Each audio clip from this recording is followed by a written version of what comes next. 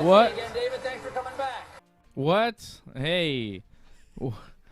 I don't know. Okay, yeah. It's our Survivor Series review show. So who stole Vince McMahon's $100 million egg?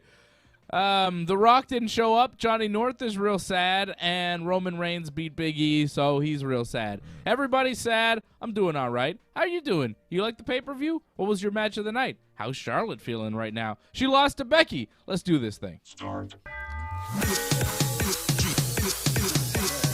I know. I don't know where that came from.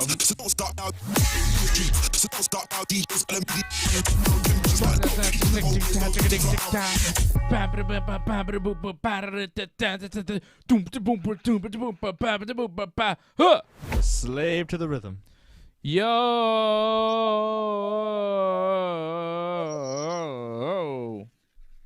What up, John?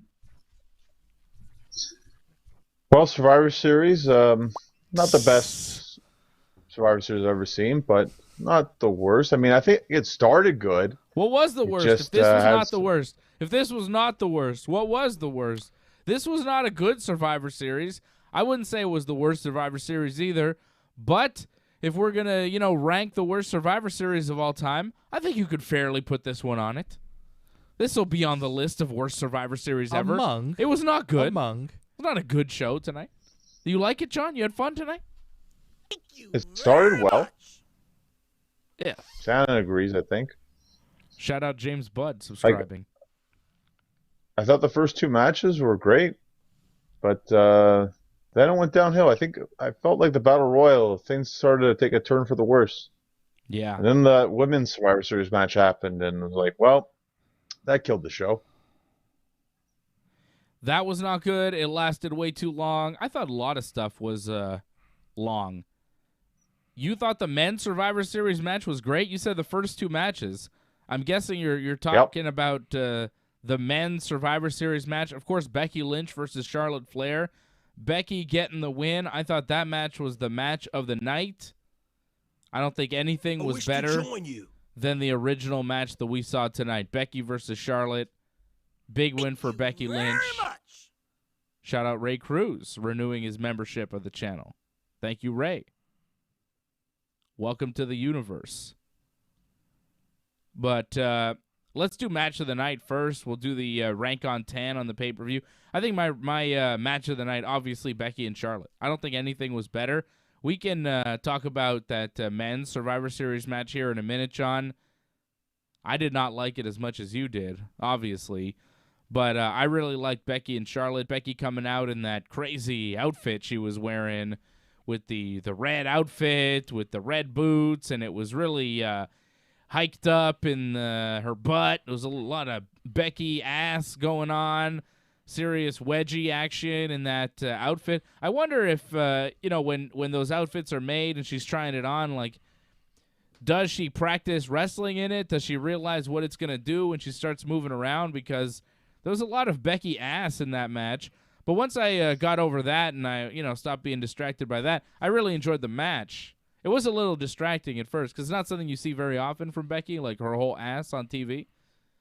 But I thought the match was really good. Becky hitting the rock bottom, but Charlotte putting her foot on the ropes to avoid the 3 count. Charlotte putting the figure 4 on Becky. Becky fighting out of it. Charlotte rolled up Becky with her hand on the ropes for the finish here. Charlotte has a roll up on Becky. She grabs the ropes to try and get some leverage. The referee sees her do this, stops the count. Becky reverses the roll up on Charlotte. The referee counts, and Becky grabs the rope to get her advantage, and the ref doesn't see that, counts to 3, and Becky wins. I thought the match was really good. They were yelling at each other a lot during the match, a lot of very stiff-looking strikes, very intense on both sides. Becky yelling at the camera after the match. She can go tell the dirt sheets that I'm the freaking best. I mean, that was quite a moment there at the end of the match. I don't know if you caught that, John, but Becky yelling, she can go tell the dirt sheets that I'm the freaking best. I wonder what that means. Yeah, Charlotte talking to the dirt sheets? That's an insinuation. Yeah. That was quite something. The match was intense. The post-match celebration from Becky was still intense. Easily the match of the night, right? Easily. Yeah, I agree. But I'm also kind of bummed that it was the first match of the night because it was the one we were most looking forward to. It was the only match with any heat, and we knew then the rest of the night is just going to drag and pale in comparison. Nothing would top it, and it didn't, and everything else was just felt more of a slog because we didn't have the Becky and Charlotte match to look forward to. We'd already had the adrenaline and nervous energy of watching it, and then we're just kind of tired out for the rest of it. Yep. Poor card psychology. Yeah, that's it. You wanted to see Becky versus Charlotte. That was the match of the night. That was the pay-per-view main event. That's the main thing you were tuning into Survivor Series for. And once that happened, it was like, all right, what do we have next? And then you're just kind of waiting for it to end. There was nothing on that card that I wanted to see more than that. It was the best match on the card, and nothing after that was able to top it. So, yeah, I agree. It was strange placement on the card. Ray Cruz says, first match was good. Charlotte versus Becky was great. Did not like the finish, however. Becky's ring attire was quite revealing, bottom half. Yes, indeed. And Doug Hepburn says, Becky Two Cheeks. Indeed. Indeed. That's a good one. Good one, Doug. Yeah, the outfit was quite something from Becky, but hey, why not? Why not? Something different. She looked cool. She looked good.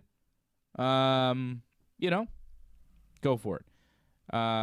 But, I remember seeing Shawn Michaels work with his whole ass out. They would pull his trunks down. It would just be butt for most of the match. So that was, not as fun, Shawn Michaels, But I got no problem with Becky's outfit. I thought the match was really good. Match of the night. Right, John? Easily match of the night. That's not my match of the night, but it was a very good match. Yeah. Did you like Damian Priest and Shinsuke? I am surprised.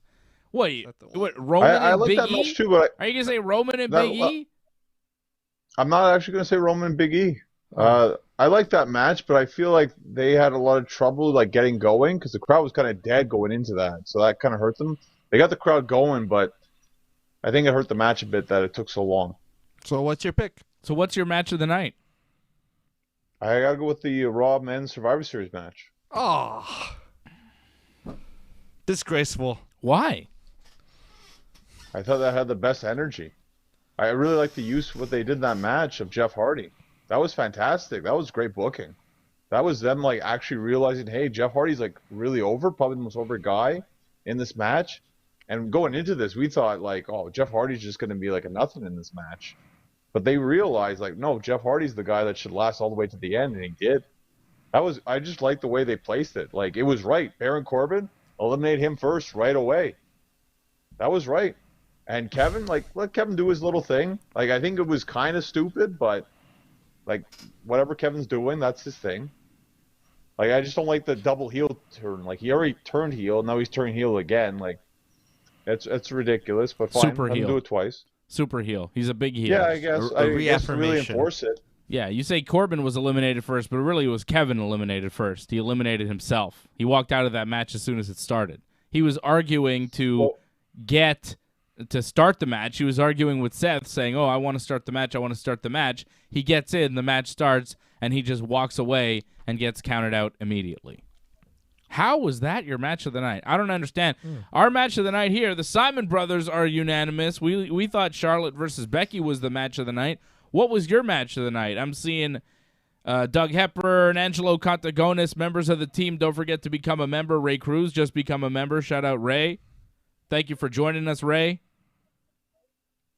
And don't forget to join the YouTube channel. Go to join.ringsidereport.net. If you're watching us on a desktop, you can just click the join beneath me.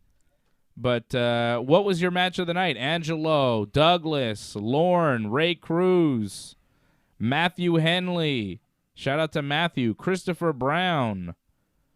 I'm seeing a lot of people here on the chat. Silent by Deadly. Give me your match of the night. And give me your ranking on 10, too, while you're at it, of this whole pay-per-view. John, I'm surprised that you're giving this the match of the night. I did not like this match. I thought it was long and a lot of Austin Theory. Yeah, it was just kind of boring. I thought Austin Theory was good in this match. Not much actually. was. He really showcased. So Kevin got eliminated first, and then Happy Corbin got eliminated by Finn Balor's coup de grace double stomp to even it up 4-4. And then Xavier Woods got eliminated so early. Did not like that. By Bobby Lashley. I didn't like that either. Right? It was It just goes to show you, he's not as pushed as we thought he'd be. Sadly, Woods is not the main event guy you thought he was going to be. He should be, though. Apparently, right? He's just mid-card. Well, he's not, though. That was a great surprise. This match, too, was very surprising. I think it was the only match where it didn't go the way I thought it was going to go. Raw won this match, surprisingly. They didn't need to win this match, too, because they pretty much won most of the matches. Yeah, a lot of this, they won every match. The only SmackDown wrestler that won on the actual Survivor Series pay-per-view was Roman Reigns. Of course. Right, because they don't count the pre-show match, right? No. Roman is the only one that's Survivor Series that won for SmackDown, and of course he can go back to the show and not only talk about how disappointed he is in his cousins, the Usos, for losing, but just how disappointed he is in the entire brand and how he's the face of the brand and how he's the most important guy on SmackDown because he's the only guy who wins, right? Same old Roman Reigns shit. I could basically give you the promo now before it even happens. I did not like the Survivor Series match that much. I was surprised by some stuff, but I was more disappointed. Xavier Woods getting eliminated so early by Bobby Lashley's Hurt Lock. He was the second guy eliminated on his team. Third guy overall on the match. Like, that's not great. Drew McIntyre and Bobby Lashley then get counted out when they just can't stop fighting each other outside the ring. That wasn't great. All the eliminations kind of sucked. 3 of them were by countout. There's 10 guys in the match, right? 3 of the eliminations were by countout. This is Johnny's match of the night, by the way. Finn Balor then got eliminated by a brogue kick from Sheamus to even it up 2-2. Then Sheamus got eliminated by a roll-up from Austin Theory with a handful of tights. And then Sheamus decided to brogue kick Jeff Hardy on his way out of the ring for some reason, which didn't result in Jeff Hardy getting eliminated. Instead, it was Austin Theory getting eliminated by Jeff Hardy after a swanton, which left Jeff Hardy and Seth Rollins at the end, which we did not expect. We both predicted SmackDown to win this match and Drew McIntyre to stick it out until the end, but for some reason, they decide to continue the Bobby Lashley-Drew McIntyre feud from Raw, which can no longer happen because Drew is on SmackDown. You would think they'd want to build somebody up for Roman Reigns on SmackDown, but no. Instead, they have Seth Rollins get the win, of course. When it was down to Seth and Jeff, you're like, okay, well, can we just have Seth beat Jeff Hardy already so we can get out of this match? I was tired of this match. I did not like this match. Ryan Katz saying, Charlotte versus Becky by far. Matthew Henley, Charlotte versus Becky. Doug Hepburn, Becky Flair, best match. Everybody's agreeing with us, John. I think you're all alone on your island of relevancy with the 5-on-5. Fine. Yeah, you're always relevant, John. In my mind, you're always relevant. I'm always thinking about you, buddy. But, yeah. I don't know why you like that match so much. I still don't get it. I thought the match was bad. Yeah, the 2 Survivor Series matches were my least favorite matches on the card. Yeah, they dragged. There's a lot of boring stuff. Eliminations just took forever, and when they happened, they weren't very good. Like, I don't know how you love a match where a lot of the eliminations were by countout. But, hey. I don't know, John. I didn't like it. I thought I had the most action in this match. And again, I liked a lot of the showings from a lot of guys. I thought Austin Theory had a great showing. For a guy who's like pretty much done nothing to have that kind of performance, that was fantastic. Again, Santa agrees with me. Hooray. No, Harold And Schneider Jeff Hardy dropping too. a super chat. Harold Schneider dropping a super chat saying after Full Gear, this was a downer. Nobody's agreeing with you here, John. Silent by Deadly. Again, Becky Lynch versus Charlotte Flair. Giving the pay-per-view 8 out of 10. That's pretty strong.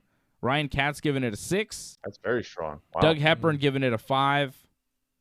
That seems about right. What's your ranking on 10, John? Yeah, I give it a 6. Like, I think there was more good than bad, but it wasn't like spectacular. I'm going to agree with you on that, John. I'd say it's about a 6.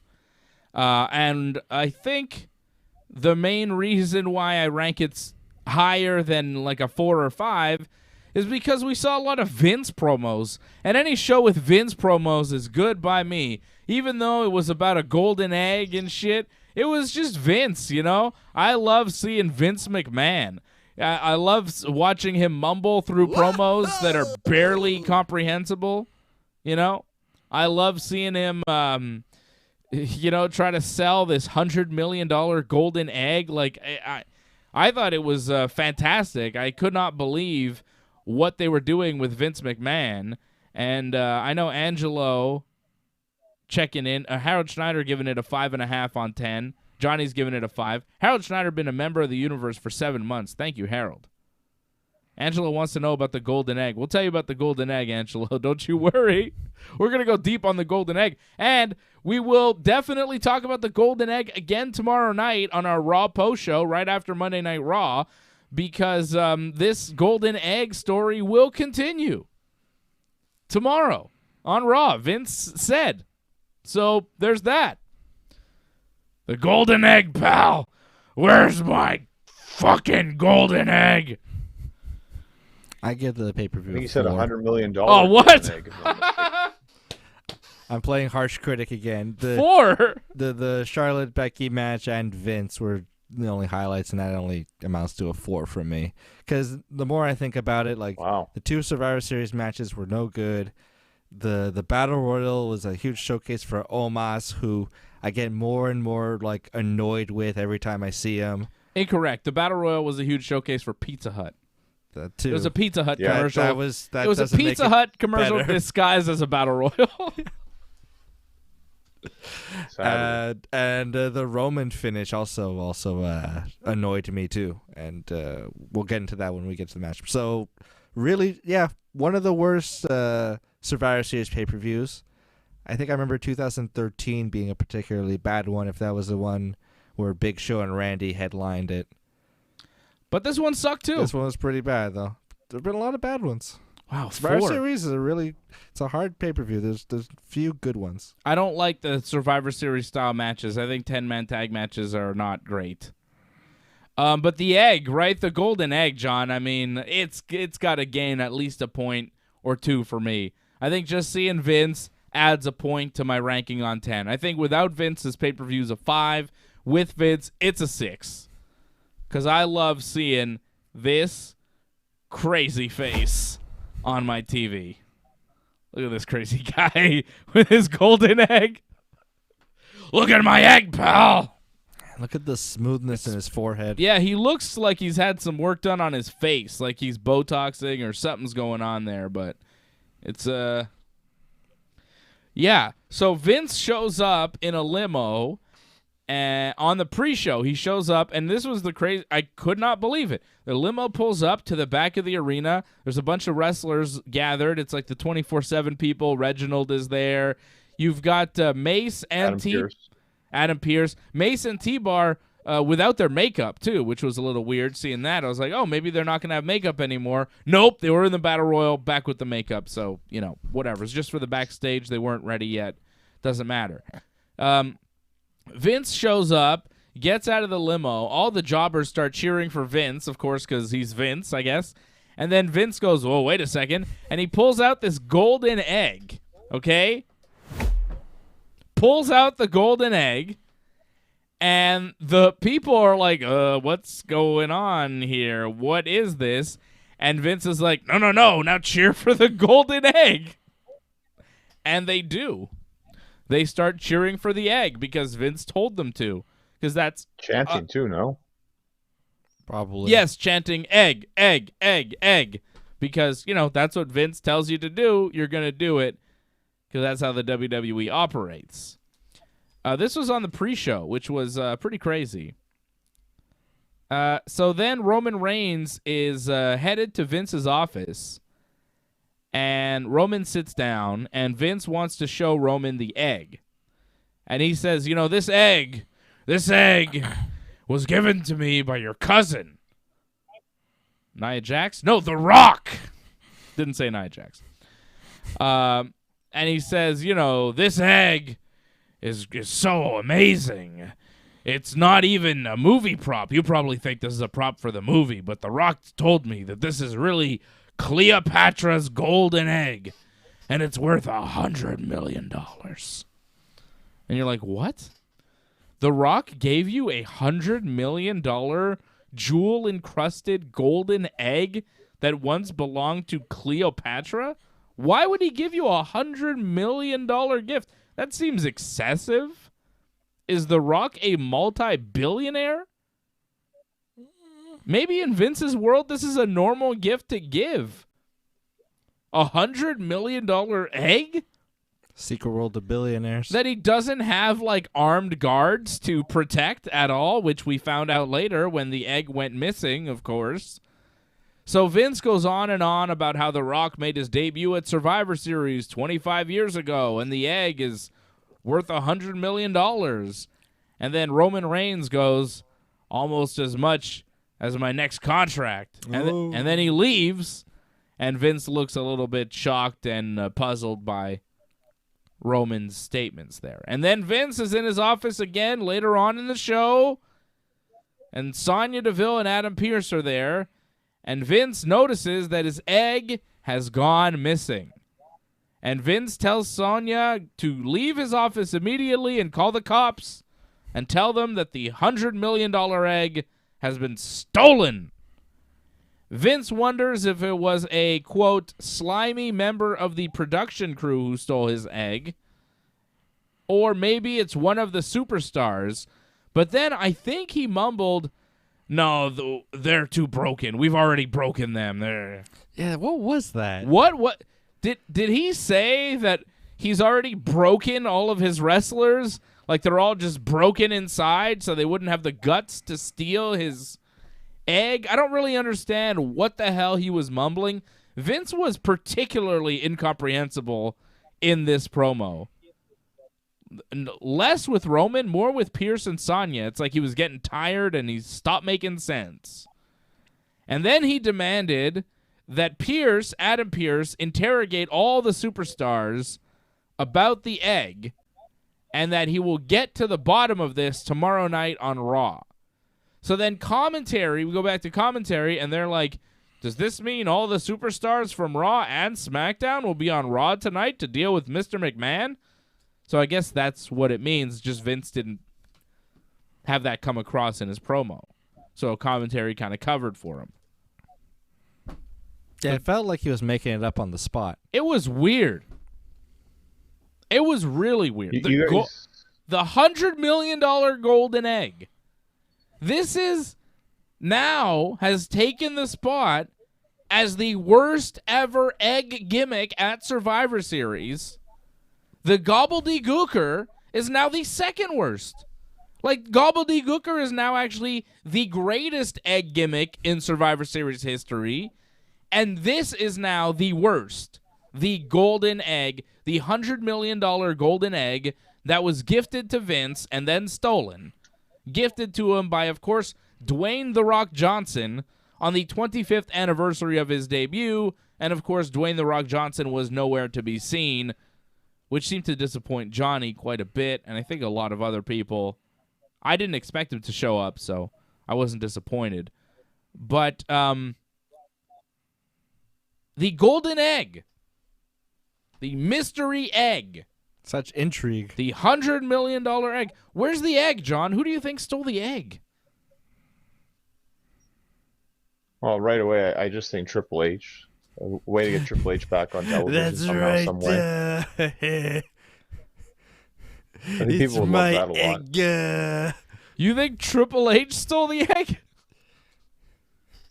That'd get the best reaction, would it not? Like just, if it's some guy on the roster, like who really cares? But it's Triple H. How do you do it? Do you just have Triple H backstage with the egg, like sneaking around, or like does Vince come out to the ring? It's like, I demand whoever stole the egg come out and return it. It's like, boom, behold the king, the king of kings, and he's like, of eggs, the king of eggs. It was me, Vince. It was me all along. Even my own family bought it. I'm taking this egg, and I'm going to sell it, and then hire back all the NXT people you fired. That's the storyline. Oh, Angela doesn't want you doing the Triple H impression. Why not? He wants you to leave it to me. I think it's basically the same as mine. So. Same. Dueling games. Yeah, I thought that egg thing was pretty wild. It's pretty wild stuff. I can't say I hated it. Vince on television. That's it. We got to see Vince. That, right? So I like Vince. I think the Repo Man probably stole the egg. I mean, that guy was always stealing shit. He's a bad guy, that Repo Man. If he was still with the company, I would have said Hornswoggle. Yeah. You know, in those kinds of stories, I'd be like, fucking Hornswoggle did it. In another time, it would have been Crime Time who stole the egg. Oh, yeah, crime time. They would have made a lot of sense. I was really hoping. Or Eddie Guerrero. Eddie Guerrero, yeah. Man. That's what I thought Vince said. Like, oh, we're in Brooklyn. It was probably someone here. That's what I thought he said, not broken. I thought he said, oh, it's probably someone from Brooklyn. What does that mean? That might have been it. Is that some kind of coded language? Vince was just mumbling a lot, wasn't he? Yeah, that promo was weird. I don't know. There wasn't much sense to it. Now, Vince has a reputation for being very shouty. Like, it seems like at any kind of second, he'll just, like, scream at you over the headset or anybody. But he also seems to, like, mumble a lot. Do you think Vince is more shouty now, or do you think he's, like, mumbling and everyone's leaning in to understand? Is Vince a low talker now? I don't know what's going on with Vince. I think he's a little bit... I think he's losing it a little bit. He just seemed off. Part of the joy in seeing Vince these days is just seeing how age is getting to him. You know, what's he look like? What's he sound like? How's he moving around? You know, it's just, what's he thinking? And tonight, we haven't seen Vince in a long time. Tonight, we see him. He's got this egg that was given to him by The Rock, and it's gone missing. First of all, why is he leaving a $100 million egg in this room in an arena by itself to be stolen by Sonya Deville or whoever? Thank you very much. Thank you, Rob. It's just bizarre. It's a bizarre storyline, and it's clearly being done to help promote The Rock's new movie. Everything was done to promote The Rock tonight. They were showing highlights of the history of The Rock, and they were doing this thing with the egg from the movie, and they were talking about The Rock, and they've been talking about The Rock for a week or two now at this point. So much Rock talk. Rock. The Battle Royal was the Dwayne The Rock Johnson Memorial Battle Royal or whatever, you know? It was just so much Rock, but he doesn't show up.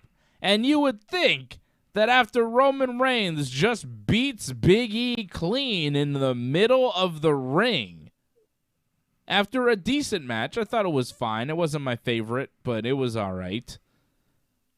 Roman beating Big E clean, though, is not great.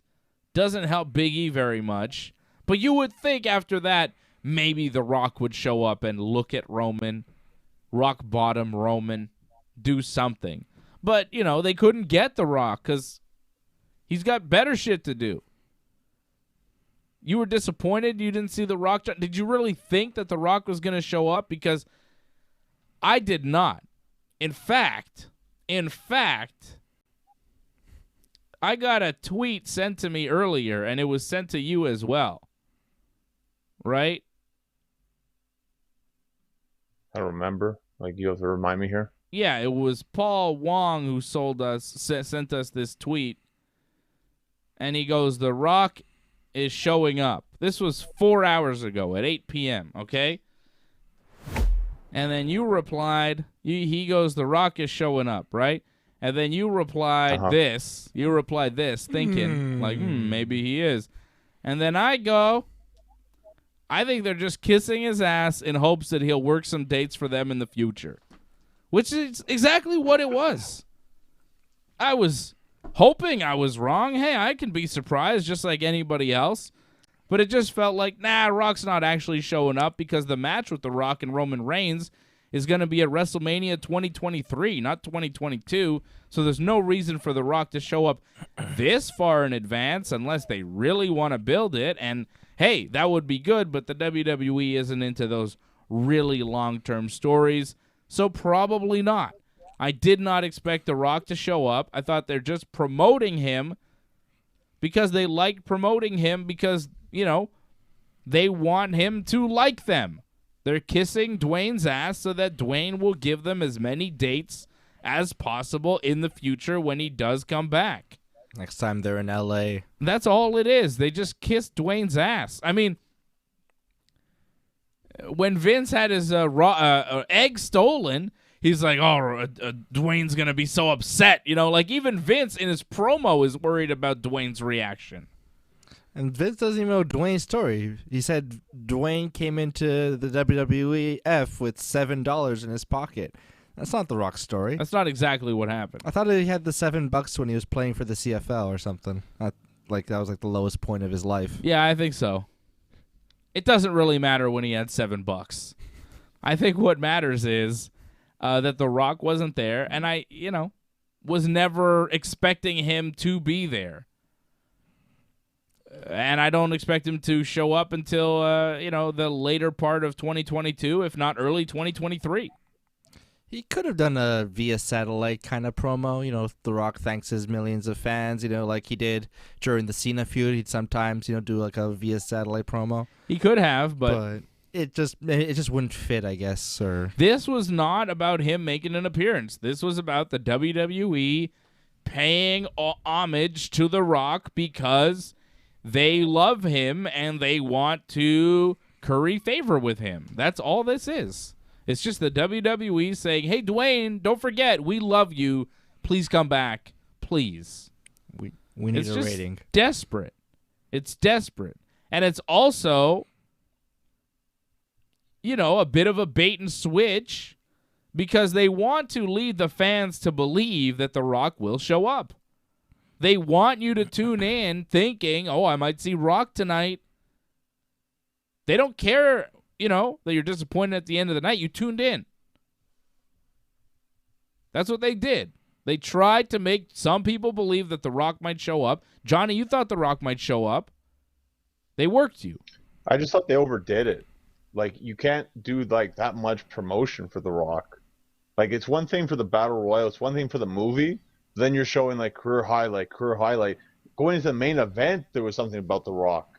And it's like, it was overdone where it's like, wow, if you don't give The Rock, people are going to be pissed because, you're misleading the audience. Yeah.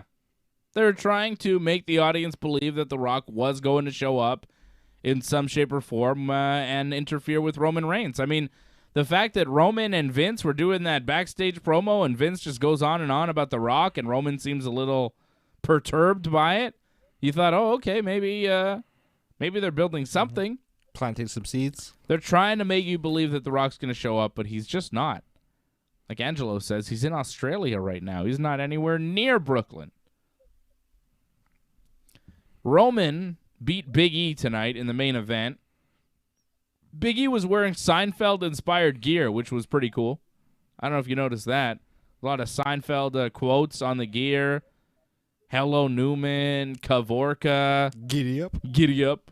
All sorts of great Serenity now. Serenity now. All sorts of great Seinfeld quotes from Big E Schmoopy on Big E's gear. Big E is a big Seinfeld fan, so I like that. You notice Roman Reigns beating Big E up ringside and talking to Nick Khan while he was doing it? Nick Khan, the president of the WWE, was sitting ringside during the match. That's cool. I didn't notice that. Yeah. I noticed that. And I'm sure a lot of other people noticed Nick Khan there. And I was a little bit disappointed by the Brooklyn crowd not chanting expletives at Nick Khan. Like, this is a guy, one of the corporate faces of the WWE, one of the guys who you feel like is behind a lot of the firings. He's one of the evil corporate masters of WWE, and he doesn't seem to have a great reputation with wrestling fans. I'm surprised the Brooklyn crowd didn't get on him a little bit. I was disappointed in the Brooklyn crowd. They weren't very raucous tonight. Usually they're a little bit more subversive, a little bit more aggressive. None of that tonight. Except one time during the Women's Survivor Series match, they chanted CM Punk for a brief moment, which was weird because, just watch AEW. What are you doing? Do you not know he's in AEW? Or chant AEW. I don't know why they don't chant AEW. Yeah, it's odd. Odd play. I think the crowd was just tired. They had nothing to say pretty much, and for some reason someone, said that and it caught on a little bit. They just had nothing, but I don't blame them because it's tough when you have a match and it just drags and drags and drags. It kind of sucks the life out of the arena. Yeah, that Yeah, one there was was a wave, too. not great. Yeah, the wave as It's a well. very southern kind of thing. It was weird to see the Brooklyn crowd do it. The women's match was not great. The Roman Big E match was okay. Big E hitting the spear. Roman kicked out at 2. Or sorry, Roman hit the spear. Big E kicked out at 2. Roman applied the guillotine. Big E reversed it. Got out of the guillotine choke. Went for the big ending. Hit it. 1, 2. Roman grabbed the bottom rope. And then eventually Roman Reigns hit a second spear on Big E to pin him and get the win. He just doesn't need it as much as Big E does. He doesn't need the win as much as E does. And E would have benefited a great deal from beating Roman or at least not losing the way he did. Yeah, I thought there was going to be some kind of like screwy finish where the Usos came to ringside, then the New Day showed up, and it provided enough distraction or something that Roman would like take a big ending and take the loss. I thought that's how they were going to do it because Roman should be able to take, especially in this match where he's not in danger of losing his championship, one of the few times on pay-per-view where he's not in a championship losing match, so it's not going to be a huge blow to his character or his storyline. Yep. And Big E's a guy you could lose to and like you shouldn't look weak. It's the other champion. It's not like he's a total jabroni. Yep. And it's just, like Kenny Omega took some losses sometimes during his championship run. So in like a multi-man tag match, Kenny was the one to take the win. It didn't make him look weaker if he took a pin to Jungle Boy because, he took a few finishers. Yeah. That's just not how it operates here in WWE. It's make Roman look strong at any cost, no matter who is negatively impacted by it. And I think Big E tonight negatively impacted by the super push for Roman Reigns. They just need to have Roman win. Roman win clean over Big E, I think, is just devastating for his current push. You're trying to establish Big E as a star. You're trying to make him look legitimate. Big E is already looked at as the B champion. Raw is looked at as the B show. And now it's even worse. Big E is even further cemented as the B champion by taking a clean loss to Roman Reigns. Even if Big E beat Roman tonight, he'd still be the B champion, but at least he'd have a win over the A champion. At least you could say, well, Big E, he did beat Roman. It was non-title, but hey, he was able to do it. Maybe Big E is legit now. Maybe he's going to be tough to beat. Who can beat Big E? If Roman can't, then who? If Roman can't beat Big E, all of a sudden Big E seems a lot more dangerous, a lot more legitimate. But now he just seems like a guy that could easily lose to Seth Rollins or whoever, and it doesn't matter. And then he's back to teaming with the New Day, doing tag team shit, and not a main eventer. You have the opportunity to elevate this guy to another level. You had a big chance to do it tonight, to put him on another level in his career, and you didn't do it. Because Roman has to win, because Roman must look strong at any cost. At any cost. Even in a non-title match. He must look strong. Without help. I mean, if the Usos helped Roman tonight, it would have looked a lot better. But they don't. Roman does it all by himself. Roman is already looks as strong as possible. I don't think you need to make him look any stronger than he already is. I didn't like it. I didn't like that finish at all. It kills Big E. Oh, it won't kill him. I mean, he'll be able to be all right with it. I mean, Drew McIntyre lost to Roman as well. Drew had a nice, healthy title reign. So he'll be fine. I mean, it would have been nice for Big E, but let's face it, Roman, he took a loss to Xavier recently. Disqualification. So that was a miracle. Come on. That's a miracle in itself. It's a miracle in itself. Yeah, but it shouldn't be. It's stupid. It shouldn't be. That's dumb. Why is that a miracle? It's not real. Well, it's real that Roman rarely loses, as you've seen. Like, the fact that he's been champion for so long, it's going to go on a couple of years now, him as champion. Like, if he takes any losses, that's kind of a miracle because they push him as the number one guy. I disagree with that. If he takes a loss tonight, he doesn't lose the fucking championship. And he can move on and win every single match he has for the next year. Continue defending the championship, beat fucking everybody, which he will do anyways. He's going to beat Brock Lesnar. He's going to beat Drew McIntyre. He's going to beat whoever the fuck they throw at him, no matter what. Any fucking guy they're going to throw at him, especially for the title, he is going to beat. Taking a loss tonight would not fucking hurt. It wouldn't. It'd make his character more interesting, actually, I think, if he lost. Because with Big E being on a different show, the crowd at SmackDown could like chant Big E, and like it'll get into Roman's head, and he'll get like angrier and more violent, and because he'll feel his position threatened a bit, And guess what? You could do a rematch and have Roman win, no problem. But having Big E lose this match makes Big E look like the guy who just couldn't beat Roman. And yeah, maybe he'll beat a couple guys for the WWE Championship. He'll retain his title. But eventually he'll lose it to somebody, and then he'll just go back down into the mid-card. Roman did not need to win. He could have lost tonight and gone on to win the next 50 to 100 matches in a row over the next year or two.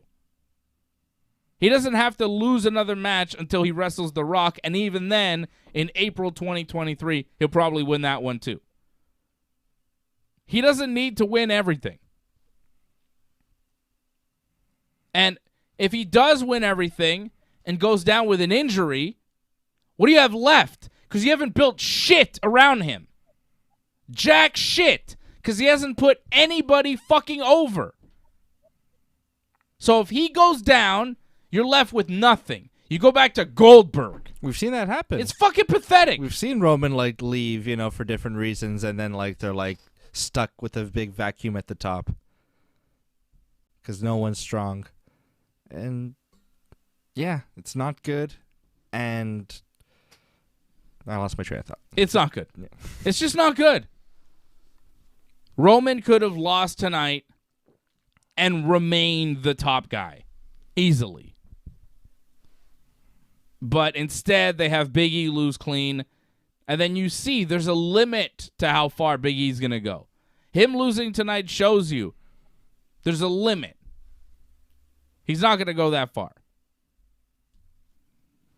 It sucks. But Johnny thinks that Roman needed to win tonight. You really think he needed to win tonight? He didn't need the win. He's still champion moving forward. Big E needs the win. Beating Big E did shit all for Roman Reigns tonight. It doesn't make him stronger. Yeah. Especially in a storytelling kind of way. It would have been better for Big E for this match not to happen whatsoever because they're always going to protect Roman. You have to understand that. Like, Roman is their guy, and pay-per-view is too big of a deal that he can't lose on pay-per-view. But you need the drama. Not while he's champion. You need that tension. You need that, like, if Roman is like is an anti-hero kind of character, the bad guy running out, like a Tony Soprano, for example. You need some unpredictability. Tony Soprano was always under threat. Yeah. He was always like, panic, and then that's when the ruthlessness would kick in because he's scared and backed into the wall and backed into the corner. Tony Soprano didn't run roughshod over everybody, who was going to run to the FBI. It wasn't always easy. Like, Roman is the protagonist of SmackDown. He's the main character. And he has 0 hurdles. No conflict. There's no conflict with Roman Reigns. It's just like, here is, this guy, and Roman will beat him, and then we will move on to the next chapter where Roman will beat someone else. There is no adversity. There is no change in the story. It's just like Roman is the best. Roman always wins. His cousins are a disappointment. He doesn't learn anything. He thinks Paul Heyman might still be friends with Brock Lesnar. Same shit every fucking week. And the character's boring. It's really boring. It is hard to watch. It really is. Shout out to Angelo, who says, "You're nuts, Johnny." Okay, everyone has their opinion, but I think it was great what they did with Roman. To be honest, I mean, I think it was great for Big E as well. Big E to have that opportunity. Big E hasn't had these many opportunities to have this kind of like showcasing on the main event stage. So to have this match with Roman, it's probably the biggest match he's ever had in his career. Yeah, but the showcase and then you lose, it doesn't really showcase anything. You know, how many times was like Cesaro showcased for his skill and then, it didn't elevate him in any way? He wrestled Roman and lost. Did that fucking help Cesaro? Has it helped anybody to fucking wrestle Roman and lose on this run? Has it helped anybody? Kevin Owens, Cesaro? Has anybody been elevated from having these jobber matches with Roman Reigns where they're set up to fail and then they move back down the card or disappear altogether? Has anybody been elevated? Has anybody been helped by this run? Is Roman Reigns making anybody better? Is he making anybody into a star? Or is he just cementing his spot as the top guy with no one viable around him to take the spot because everybody else looks like shit when they're in the ring with him? No one has been elevated from Roman Reigns. No one is helped. Everybody that wrestles him gets disappeared afterwards. Yeah, but that's not going to happen to Big E. So this is actually going to help Big E, I think. This does not help Big E. He could lose. How the fuck does this help Big E? How the fuck does this help Big E? He fucking lost 1, 2, 3 in the middle of the ring. The WWE champion just lost to the Universal champion. If this was a title match, Roman would have both belts. Big E is a B-level fucking champion. He's the top guy on Raw, but he's the second most important guy in the WWE. And even then, he's not. He's not. So maybe the fourth? He's not even close in the pecking order.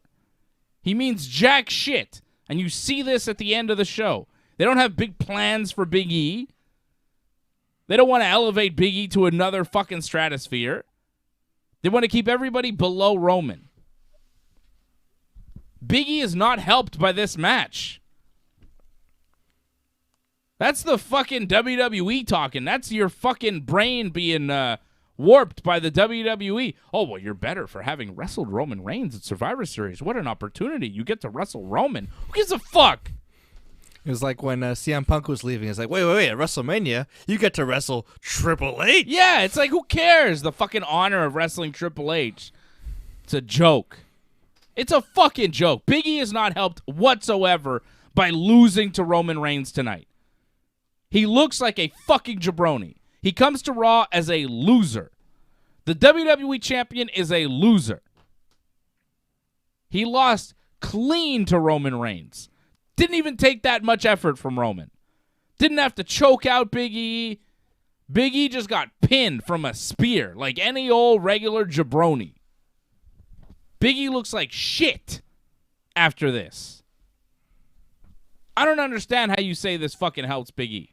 It does not. Well, you know what would have helped Big E? A fucking win. How about that?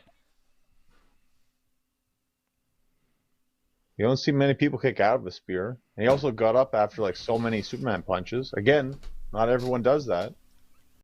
They still gave him a bit. And he also got out of the guillotine. Not many people get out of that as well. You gotta take the victories where you can here.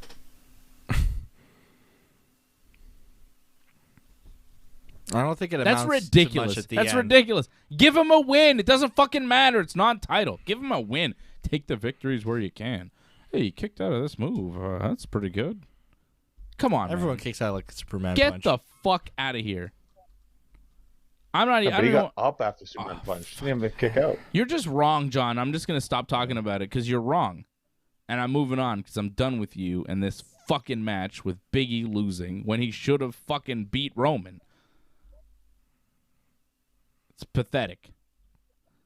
Heyman is interviewed backstage. He says he doesn't know who stole Vince's egg, and he's told that Brock Lesnar's suspension is no longer indefinite, so he's not suspended. He's still suspended. They just have a date of when the suspension will be over. They just didn't say it, so that's something. Sometime in January, I assume.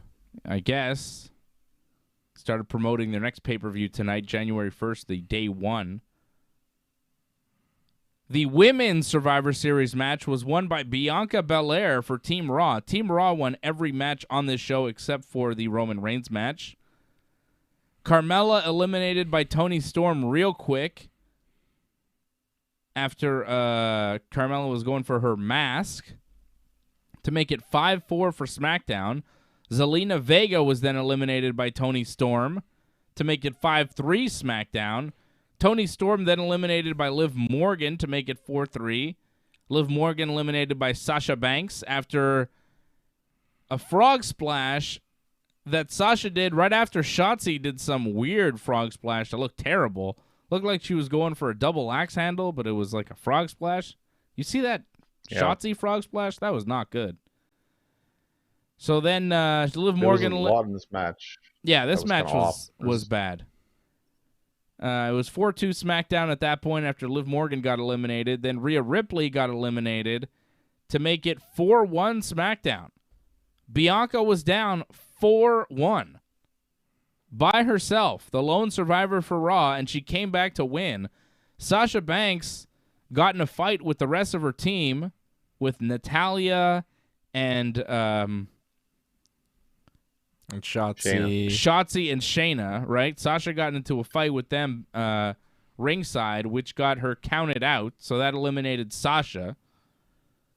And then it was Natty getting eliminated by Bianca. Once Sasha got eliminated, it was like, oh, okay, I see what they're doing here. Here comes Bianca's time to shine.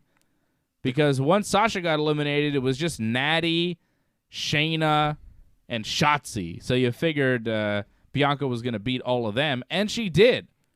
Eliminates Natty with a roll-up, and eliminates Shayna with a glam slam, and then hits her KOD on Shotzi to get the pinfall and eliminate her. So Bianca Belair, down 4-1, wins it for Raw. The crowd picked up Someone on made it, a too. good point, though. Sasha did come back in the ring at 9, but they still counted that as like a 10. Yeah, Sasha's arms were in the ring. Seemed like most of her body was in the ring except her feet, and the referee was like, nope, count out. The crowd picked up on it, too. Like, when they noticed Sasha was eliminated, like, they were booing that. And then also, like, when Bianca was starting to get her offense, you could feel the crowd go, like, groaning. Like, oh, okay, here comes, like, Super Bianca. Yeah. They just were not behind her. It was a little too much for Bianca at that point. It was like, all right, we see what you're doing here. You're pushing Bianca real hard. And the crowd was not into it. And I was not into it. The whole match just took forever. How long was it? It was long. I could give you. There was a long time like between like Carmella and like Zelina getting eliminated. Like those, like oh the yeah, two that was it was like, it was like 10 minutes in between those eliminations. It was the second Pacing. longest match on this card. 23 minutes 45 seconds. Second only to the men's Survivor Series match, which went 30 minutes.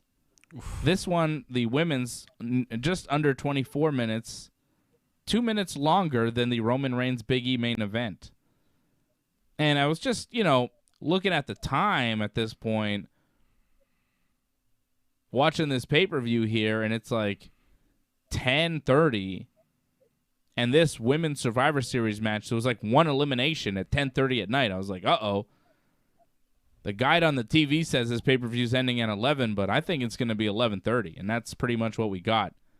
I thought WWE was going to give us a nice 3-hour pay-per-view. They gave us 3.5 hours, which is manageable, but I would prefer 3 hours. Agreed. I prefer it would have ended at 11. It was a little bit too long. Both of the Survivor Series matches were too long. We could have skipped the 25th anniversary Dwayne Johnson dual-branded Battle Royal, which was an absolute clusterfuck. What a joke that was. That was terrible. Omos winds up winning. The Street Profits came out with Pizza Hut pizza. There was a lot of pizza talk during the match. R-Truth got some pizza, gave it to Otis, who ate it.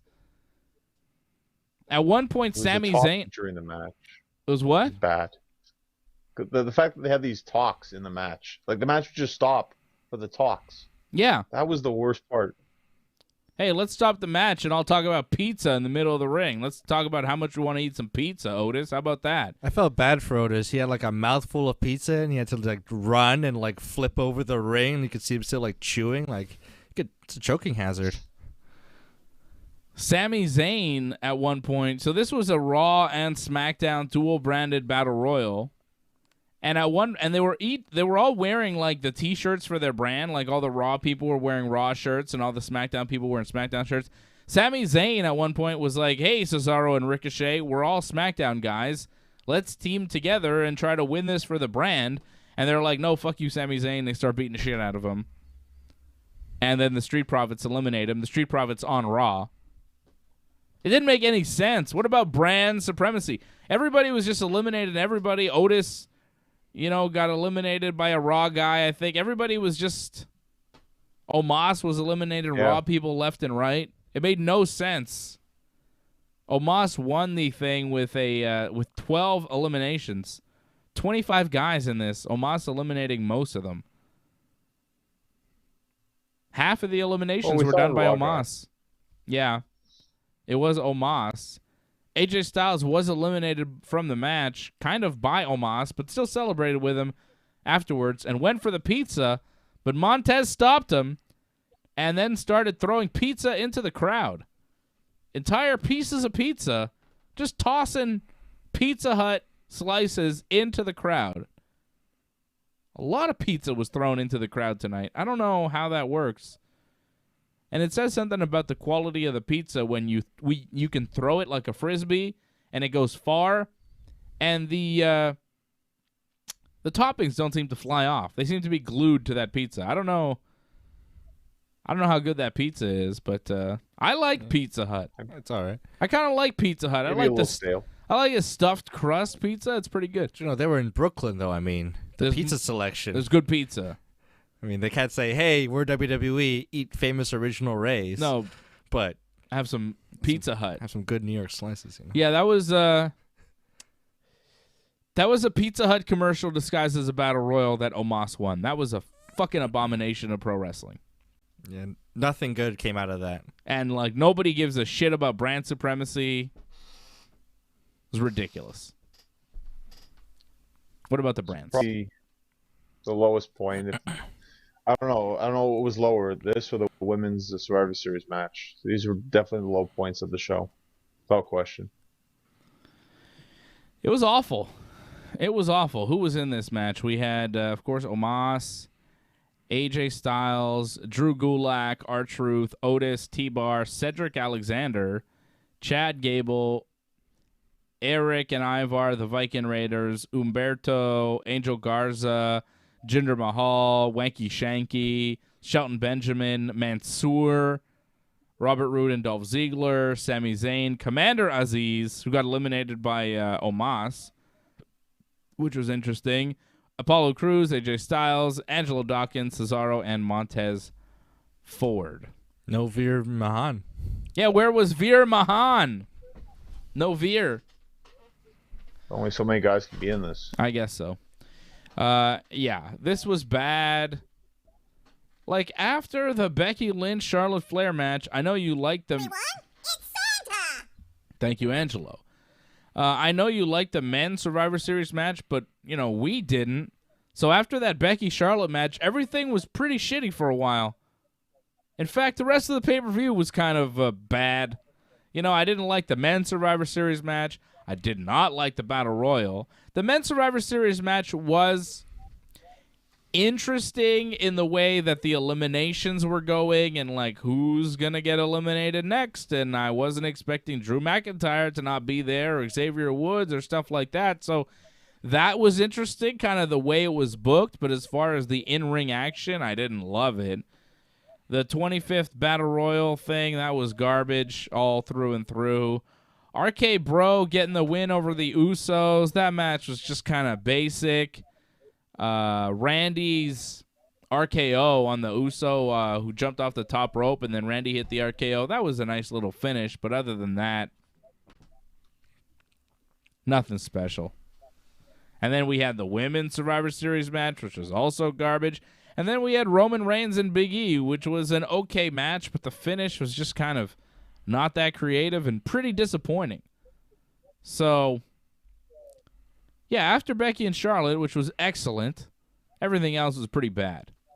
I actually thought Shinsuke and Damian Priest had maybe the second best match of the night, to be honest, even though it ended with a count-out, or no, disqualification. Damian Priest got annoyed. I mean, I don't know. That match was pretty stupid. I'd say Roman and Big E was probably the second best match of the night, but Yeah, the Rick Boogs guitar. the Rick Boog stuff was pretty bad. So Shinsuke gets choked out by a Damian Priest Gogoplata, but then Rick Boogs, who's been playing guitar throughout the match to encourage Shinsuke and distract Damian Priest, Rick Boogs started playing guitar, which revived Shinsuke out of unconsciousness. The revival of Shinsuke upset Damian Priest. He then went after Rick Boogs, took the guitar, broke the guitar, hit Rick Boogs with a broken piece of guitar. When Shinsuke came outside of the ring to confront Damian Priest, Priest then hit Shinsuke with a broken piece of guitar and kind of snapped Ken Shamrock style, and it caused the disqualification there, hitting him with the foreign object. Weird finish, but they were doing well up until that point. Shinsuke and Priest, they were having a good match, but, you know, it's not their fault how they're booked to end. Looked painful breaking the guitar over his knee like that, because I believe that was a real guitar since Rick Boogs was playing it. It wasn't like a balsa wood kind of thing, Yeah. like the Jeff Jarrett guitars. So to snap it on your knee like that, that's gotta hurt. It's worth $100 million, pal. Some guitar. It's I a mean, it was real like guitar. it It's looked, not it a looked like it prop. was made out of like wood, but like nice wood. Yep. So I don't know. Do you guys feel that Priest turned heel there? Because it seemed like it. Yeah. I don't know if he turned heel or if he just turned heel for the match, for the finish. I think he maybe did a heel finish. I don't know if he's going to be a heel on Raw. Because turning heel on Shinsuke doesn't really have any consequences. He'll never see Shinsuke again. He could go back to Raw and be a good guy. So I'm not sure. I think you got to tune into Raw and find out. Because his last appearance on Raw was a couple weeks ago. He wrestled T-Bar, who I think is a heel, and Priest was a babyface in that, and he won. So I don't see Priest as a heel. I don't see this turn on the pre-show against a guy who's on SmackDown as a heel turn. I think they were just at a loss for how to end the match, and they're just like, disqualification. Why not? And let's give a SmackDown one because they're losing everything else tonight. I'd kind of like it though if like Damian Priest's character going forward, like little things would like annoy him to no end and like make him snap. You know, Like guitar playing? guitar playing Give him or something. someone has a specific chant and it just gets in his head, like just whatever it is, something like a little annoying thing. It's fun. It just makes him like go crazy and like he gets those Aren't- guys. It's Santa! There you go. Shout out Ray Cruz. Yeah, but isn't that every wrestler? Everyone, it's Santa! Hey, shout out Doug Hepburn. Super chats are coming in. But isn't every wrestler super sensitive and like very upset by the smallest perceived slight? You know what I mean? Like any slight, offense, wrestlers are like, "I'll kill you!" You know, That's like true, they that's a fly off feud. the handle pretty quickly in pro wrestling. If that was Damian Priest's gimmick, I mean, he'd basically be everybody else at that point. Angelo asking us a question with his super chat. He says, question for the three of us, who can truly defeat Roman's Universal title? Well, that's the problem. Yeah, I mean, the WWE hasn't really booked it so that anybody can right now. I would have liked to have seen Xavier Woods have a shot, but at this point, probably not. If Big E's not doing it, it's not going to be Woods. I think maybe... Look, everyone, it's Santa! I don't know. I don't think we have that person. I mean, maybe Drew McIntyre, but I don't think they do that. No, especially for like how long they've been building this. That's the thing. They haven't built anyone to take it from him. Like that's what you have to do. Yeah. When you build up that crazy run, you build up someone to take it from. They haven't built up anyone. Maybe down the road, Seth Rollins. If you're looking at guys that are currently in the company, I know Seth is on Raw, but I don't think Roman is going to drop the title for another year or two. Like, I think Roman holds on to the title past this year's WrestleMania all the way into next year's WrestleMania in April 2023 when he faces off against The Rock. I think Roman will still be champion, and I think Roman will probably beat The Rock and then still be champion after that. So I don't think it's going to be Brock. I don't think it's going to be Drew. I don't think it's going to be Dwayne. I don't think it's going to be any of those guys. I don't see anybody on the roster currently that the WWE is booking strong enough to beat Roman Reigns. Yeah, like the only overwise like wrestlers, like not that they'd booked them to beat Roman, but like it's like Becky or Charlotte. Like with like as much like over with the audience, as much credibility with the audience. Yeah. It's like someone like that, but I mean they're not going to book them to beat Roman, obviously. But Yeah. it's like they haven't built any other men. Maybe Randy, I guess. But like that's it, like Well- Randy, older, already like been there way before Roman goes, I'm stopping you, Roman. Yeah, probably not. That's the thing. It has to be someone like New. new and The like Steiner hungry. kid there. Yeah, Braun Breaker. Braun Breaker or, Gable Steveson or Yeah. Dominic Mysterio. I don't know. Austin Theory. Austin Theory.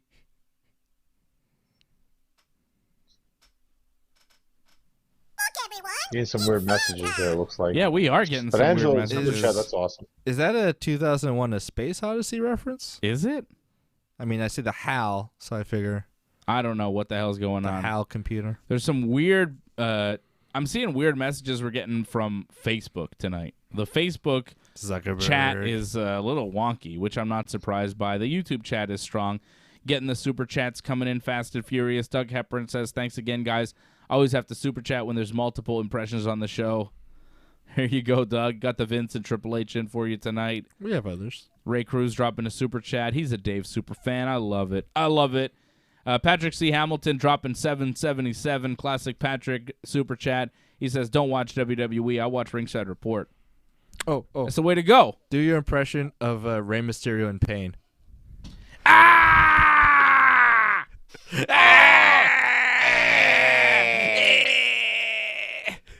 My knee. My knee. Ow! You like that? Yeah, that's good. You like that, John? It's okay. I don't know Oh. where this is coming from exactly. Like, You want to hear my Johnny North impression? Oh yeah. Oh, hey, it's me, Johnny North. I see you on TV. I love you so much. So nice to me. If I meet you in person and I My see you voice on is so much TV, I deeper. love you so much. No, this is exactly what you sound like, John. Hey, it's me, Johnny North. That's what you sound like to me. Chavo. If I do my other impression of you, you get mad. So that's the one I'm sticking with, all right? It's me, Johnny North. Johnny North. It kind of sounds like Don Draper. Yeah, same thing. Both womanizers. Angelo Contagonis dropping a super chat with my emoji, which That's I always mean. love. Thank you, Angelo. No, Johnny North is not a womanizer. I'm joking. You're not a womanizer, Johnny North. Not like Don Draper from Mad Men. That guy was always with the ladies.